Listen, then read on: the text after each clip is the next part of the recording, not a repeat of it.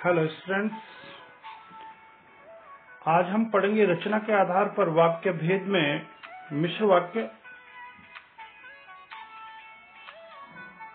रचना के आधार पर वाक्य भेद में हम सरल वाक्य और संयुक्त वाक्य पढ़ चुके हैं। सरल वाक्य और जटिल वाक्य के अंतर्गत संयुक्त वाक्य। अब हम पढ़ेंगे मिश्र वाक्य। मिश्र वाक्य को मिश्र वाक्य क्यों कहते हैं और मिश्र वाक्य की पहचान कैसे करेंगे, हम इस तरह समझेंगे। मिश्र वाक्य में पहला उपवाक्य प्रधान उपवाक्य होता है और दूसरा आश्रित उपवाक्य होता है। संयुक्त वाक्य में आप लोगों ने देखा होगा कि दोनों उपवाक्य स्वतंत्र होते हैं और दोनों ही प्रधान होते हैं, यानी दोनों ही समानाधिकृत होते हैं, दोनों का समान अधिकार होता है।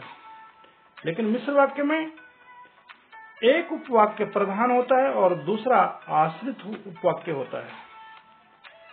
अब हम पढ़ेंगे कि प्रधान उपवाक्य क्यों होता है और आश्रित उपवाक्य क्यों होता है मिश्र वाक्य में। तो मिश्र वाक्य यानी एक प्रधान उपवाक्य, दूसरा आश्रित उपवाक्य। प्रधान उपवाक्य वाक्य का वह उपवाक्य होता है मिश्र वाक्य में जिस उपवाक्य पर वाक्य का दूसरा उपवाक्य निर्भर रहता है। ये प्रधान उपवाक्य इसीलिए होता है क्योंकि ये अपने आप में स्वतंत्र होता है, लेकिन दूसरा उपवाक्य इसके ऊपर आश्रित होता है। प्रधान उपवाक्य दूसरे उपवाक्य पर आश्रित नहीं होता, दूसरा उपवाक्य प्रधान उपवाक्य पर आश्रित होता है, इसलिए ये प्रधान उपवाक्य कहलाता है। और दूसरा है हमारे पास आश्रित उपवाक्य। आश्रित उपवाक्य प्रधान उपवाक्य पर निर्भर रहता है, प्रधान उपवाक्य पर आश्रित रहता है, इसलिए इसे आश्रित उपवाक्य कहा जाता है। क्योंकि ये दूसरे उपवाक्य पर आश्रित है, दूसरे पर निर्भर है, इसलिए आश्रित उपवाक्य कहलाता है। इसको हम समझेंगे इस तरह, उदाहरण के द्वारा। उदाहरण है, वह जब जाएगा तभी मैं भी जाऊंगा। वह जब जाएगा ये प्रधान उपवाक्य है क्योंकि अपने आप में स्वतंत्र है और दूसरे उपवाक्य पर निर्भर नहीं है। वह जब जाएगा तभी मैं भी जाऊंगा, तभी मैं भी जाऊंगा वह जब जाएगा पे निर्भर है, इसलिए तभी मैं भी जाऊंगा ये आश्रित उपवाक्य हो गया। पूरे वाक्य में ये आश्रित उपवाक्य हो गया।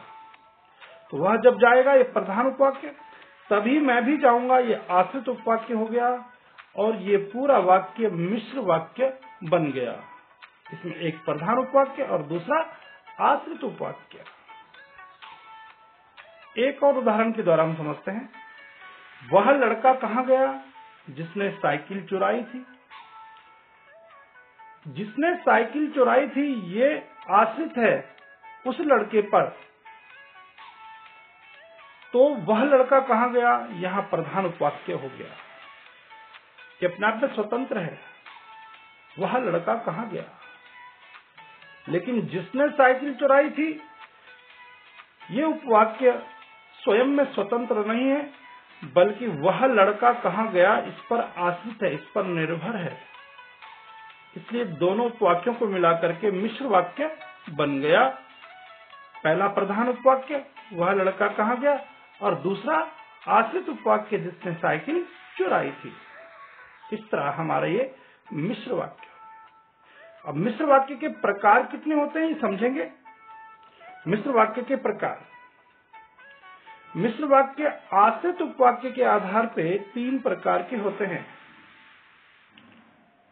सबसे पहले संज्ञा आश्रित उपवाक्य मिश्र वाक्य, दूसरा है विशेषण आश्रित उपवाक्य मिश्र वाक्य और तीसरा है क्रिया विशेषण आश्रित उपवाक्य मिश्र वाक्य। तो उपवाक्य के आधार पर, आश्रित उपवाक्य के आधार पर मिश्र वाक्य के 3 भेद हैं। इनको हम क्रमबद्ध पढ़ेंगे। पहला है संज्ञा आश्रित मिश्र वाक्य। संज्ञा आश्रित मिश्र वाक्य वह वाक्य होते हैं जिन वाक्यों में एक प्रधान उपवाक्य होता है तथा दूसरा उपवाक्य संज्ञा आश्रित उपवाक्य होता है। तो इसमें संज्ञा आश्रित उपवाक्य में जो आश्रित उपवाक्य होता है वो संज्ञा आश्रित उपवाक्य होता है। पहला वाक्य प्रधान और स्वतंत्र होगा, लेकिन जो दूसरा उपवाक्य होगा वह संज्ञा आश्रित होगा। तो संज्ञा आश्रित मिश्र वाक्य जिनमें एक प्रधान वाक्य और दूसरा प्रधान उपवाक्य और दूसरा उसमें संज्ञा आश्रित उपवाक्य। अब हम पहचान करेंगे कि संज्ञा आश्रित उपवाक्य की पहचान किस प्रकार होगी, ये देखेंगे। तो आइए एक उदाहरण के द्वारा देखते हैं। पिताजी ने कहा है कि कल वह मेरे पास आएंगे। इसमें पहला उपवाक्य प्रधान उपवाक्य है और वह है पिताजी ने कहा है कि कल वह मेरे पास आएंगे। ये दूसरा उपवाक्य है और ये संज्ञा आश्रित उपवाक्य है। अब ये संज्ञा आश्रित उपवाक्य कैसा है? इसमें एक तो की लगा होता है, अक्सर संज्ञा आश्रित उपवाक्य के बीच में की लगा होता है, और दूसरा इसमें क्रिया में प्रश्न करके उत्तर मिल जाता है। पिताजी ने क्या कहा है, इसका उत्तर मिलेगा कि कल वह मेरे पास आएंगे।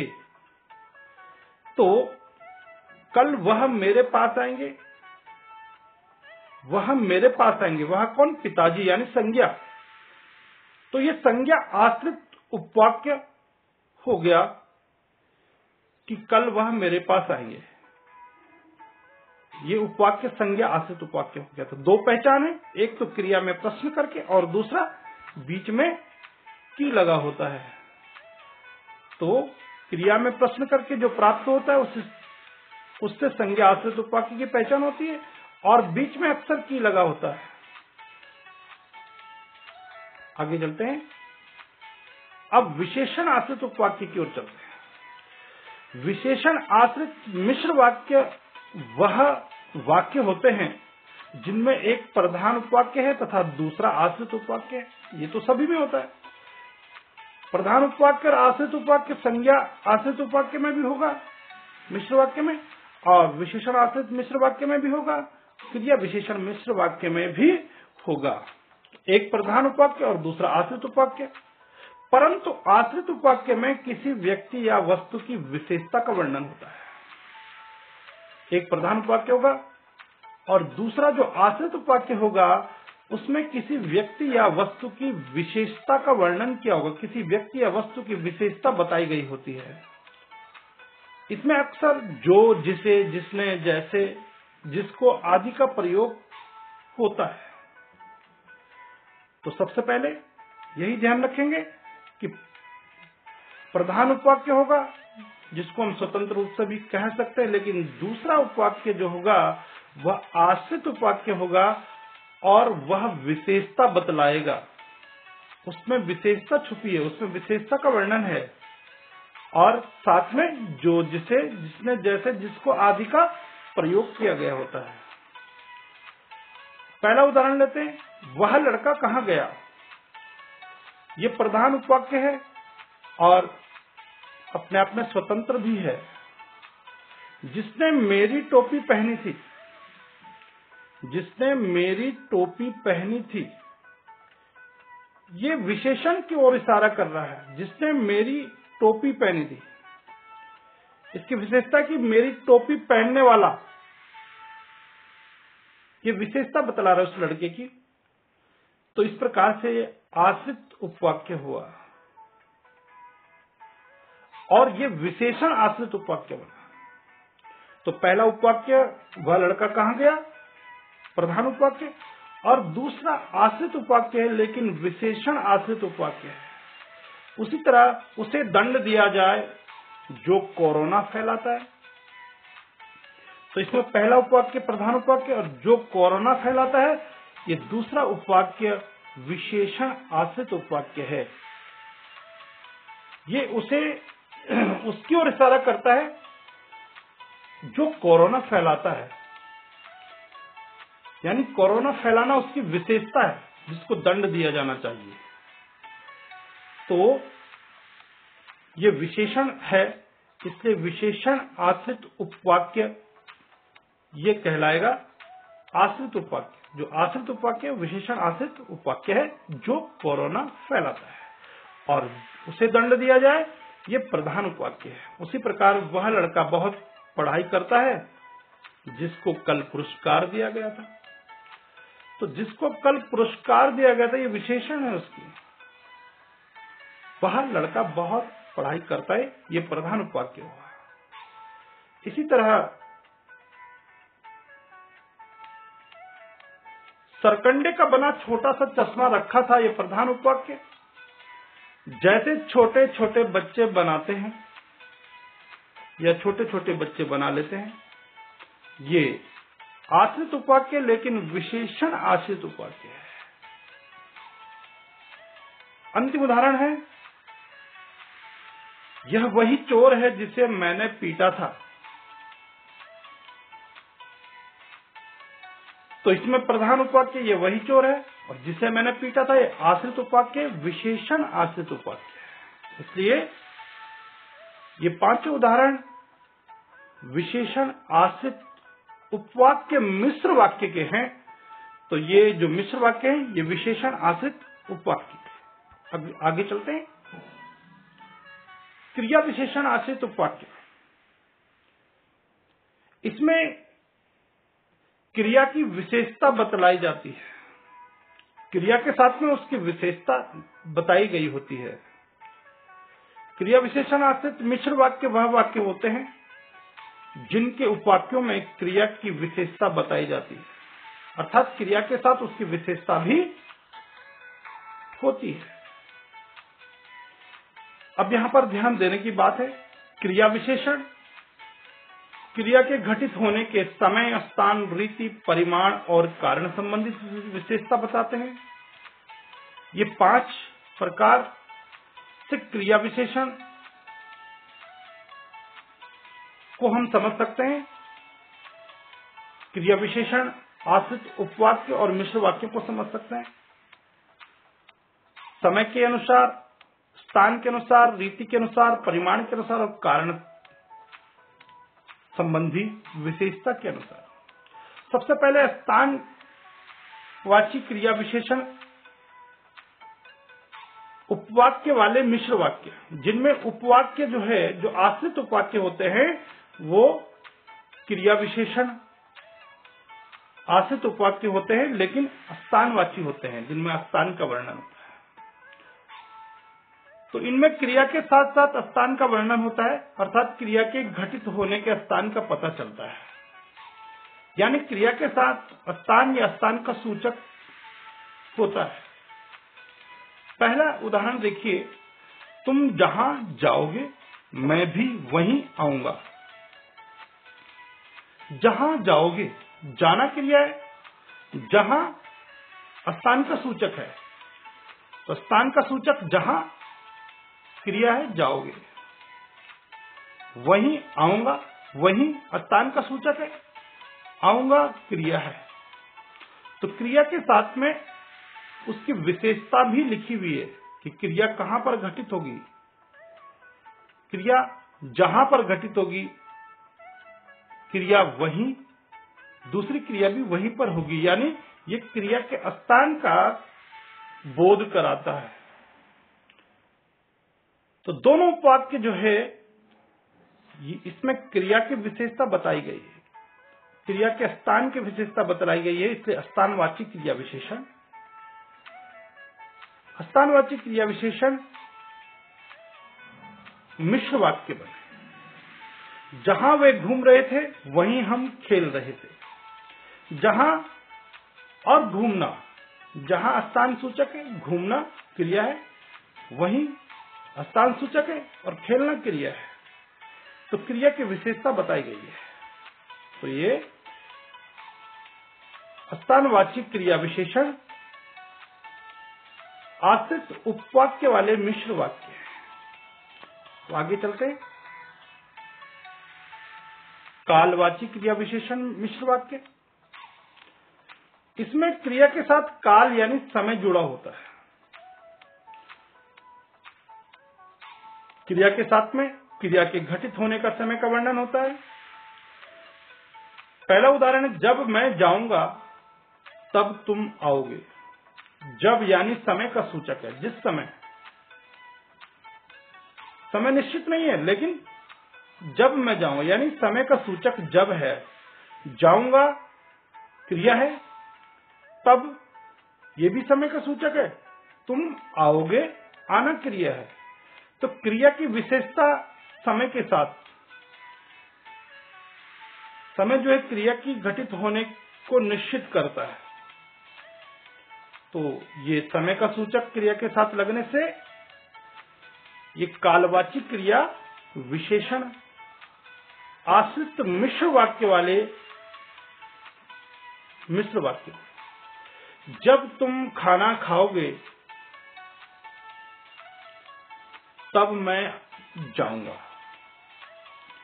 जब यानी कि समय को सूचित कर रहा है। जब तुम खाना खाओगे यानी खाना खाने की क्रिया जिस समय होगी, तब मैं जाऊंगा उस समय मेरी जाने की क्रिया होगी। तो इस प्रकार से जब और तब समय को सूचित करते हैं, समय को इंडिकेट करते हैं, संकेत करते हैं समय की ओर। और खाना और जाना दोनों क्रिया है। तो क्रिया के साथ में क्रिया के घटित होने का समय का वर्णन है, इसलिए कालवाची क्रिया विशेषण मिश्र वाक्य है। और इसमें जो उपवाक्य है वो कालवाची क्रिया विशेषण आश्रित उपवाक्य है। तब मैं जाऊंगा, जब तुम खाना खाओगे, ये प्रधान उपवाक्य हो गया। तब मैं जाऊंगा, ये आश्रित उपवाक्य हो गया। लेकिन कालवाची क्रिया विशेषण आश्रित उपवाक्य हुआ। नंबर 3 पे चलते हैं। रीतिवाची क्रिया विशेषण मिश्र वाक्य। रीतिवाची क्रिया विशेषण मिश्र वाक्य वे वाक्य होते हैं मिश्र वाक्य के अंतर्गत जिनमें उपवाक्य जो है वो रीतिवाची क्रिया विशेषण आश्रित होते हैं। और इसमें रीति का पता चलता है। रीति बोलते हैं जो समाज में निश्चित धारणाएं बनी हुई हैं, समाज में पहले से ही प्रचलित हैं, ऐसी रीतियां क्रिया के साथ जुड़ जाती हैं तो रीतिवाची क्रिया विशेषण बनती है। जैसे हम कहें कि तुम ऐसे चलते हो जैसे कोई बीमार चलता है, जैसे कोई बीमार चलता है। तो बीमार जो है ये रीतिवाचक है और चलना क्रिया होगा तो रीतिवाची क्रिया विशेषण हो गया। तो जो रीति से चला हुआ आ रहा है, जो समाज में प्रचलित है, इस प्रकार से पहला उदाहरण है, वह ऐसा चलता है जैसे कछुआ चलता है। कछुए का चलना रीतिवाचक है, रीति सूचक है। वह ऐसा चलता है जैसे कछुआ चलता है। वह ऐसा चलता है प्रधान उपवाक्य, जैसे कछुआ चलता है ये आश्रित उपवाक्य है, लेकिन इसमें रीति सूचक लग गया जैसे कछुआ चलता है। जैसे कछुआ यानी कि धीमी चाल से चलता है, तो ये रीतिवाचक है। वह इस तरह चिल्ला रहा है जैसे कोई पागल चिल्लाता है, तो ये भी रीति सूचक है।